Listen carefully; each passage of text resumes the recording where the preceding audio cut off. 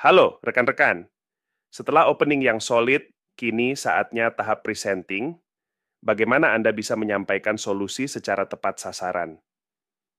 Ada 3 prinsip utama di tahap ini: needs-based alignment, collaborative problem solving, dan customization personalization. Tahap pertama dalam presenting adalah pembukaan singkat. Mulailah dengan kalimat transisi ringan untuk mengingatkan tujuan pertemuan. Contoh, Dok, terima kasih atas waktunya. Dari diskusi tadi, kita sepakat kepatuhan pasien DM tipe 2 masih menjadi tantangan.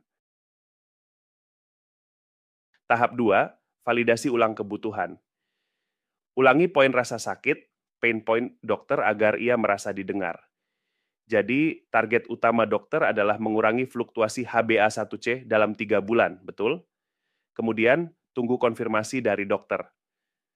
Langkah ini menghubungkan produk Anda dengan kebutuhan nyata, bukan sekadar fitur yang dituliskan di brosur. Tahap 3, pengenalan solusi. Perkenalkan produk sebagai jawaban atas kebutuhan tersebut, bukan sebagai objek jualan. Gunakan bahasa klinis yang dokter pahami dan relevan dengan konteks praktiknya.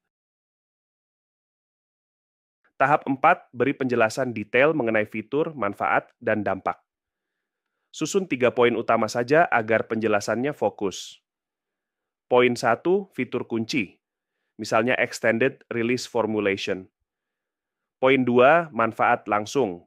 Dosis sekali sehari, memudahkan kepatuhan konsumsi obat. Poin 3, dampak yang terukur. Contohnya, studi 12 minggu menunjukkan penurunan HbA1c 1,2%. Jangan lupa sertakan evidence singkat yang berupa data uji klinis, guideline, atau rekomendasi asosiasi profesi.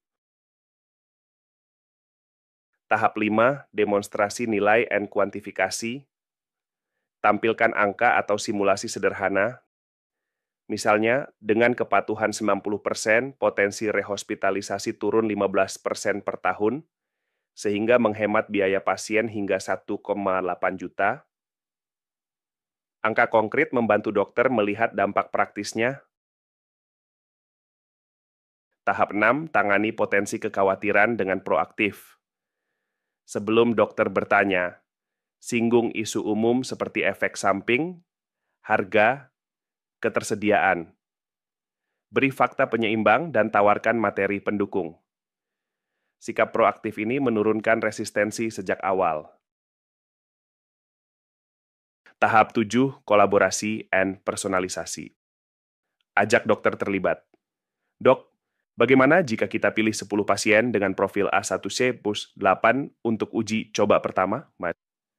Diskusikan penyesuaian dosis, jadwal kontrol, atau materi edukasi pasien. Keterlibatan aktif menumbuhkan rasa kepemilikan dan kepercayaan. Ingat, setiap praktik unik Anda bisa menawarkan kit edukasi dengan logo klinik atau laporan hasil individu sebagai contoh personalisasi. Contoh alur presenting 90 detik, transisi. Dok, terkait masalah kepatuhan insulin yang dokter sebutkan, validasi. Targetnya HbA1c 7%, ya dok? Solusi.